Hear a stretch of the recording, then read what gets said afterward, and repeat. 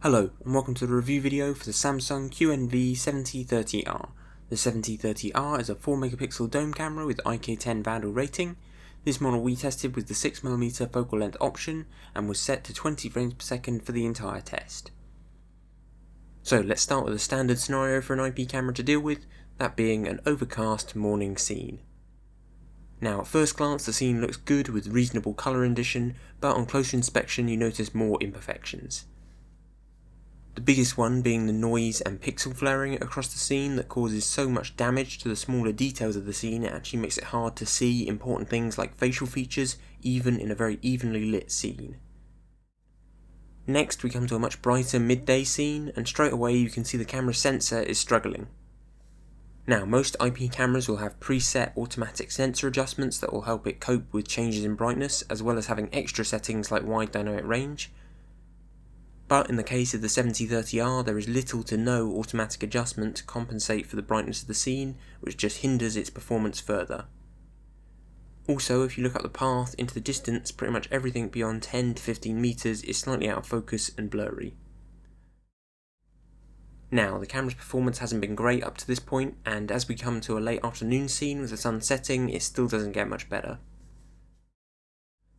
The camera appears to be even more out of focus than the previous scene, and the camera handles the details, especially within the shadows, very poorly.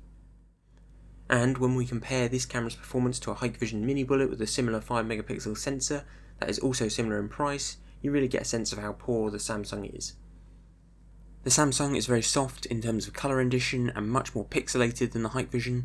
The only real plus is the smoothness of the motion in the Samsung recording, but this is because of the higher frame rate. Next, as the cut filter activates, surprisingly slowly I might add, we come to the part of these reviews where the best and worst cameras show themselves, the IR night performance.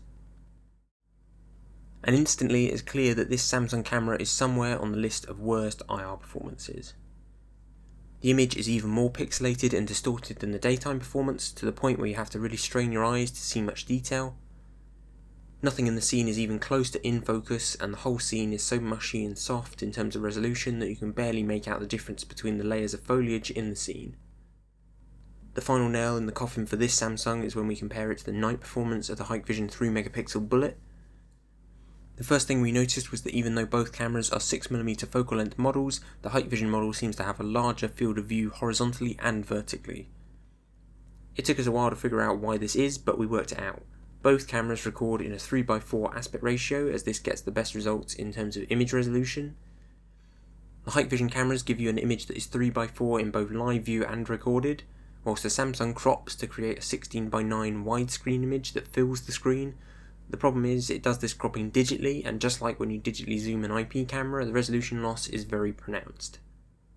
In conclusion, the Samsung QNV-7030R offers a shockingly poor performance for a 4MP IP camera, and whether it be day or night, this entry-level Q-series camera is nowhere near the standard we've come to expect from its Hikvision counterparts.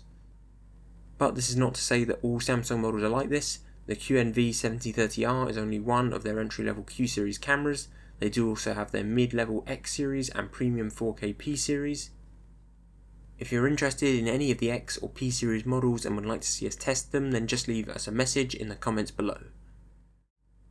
Thank you for watching and subscribing.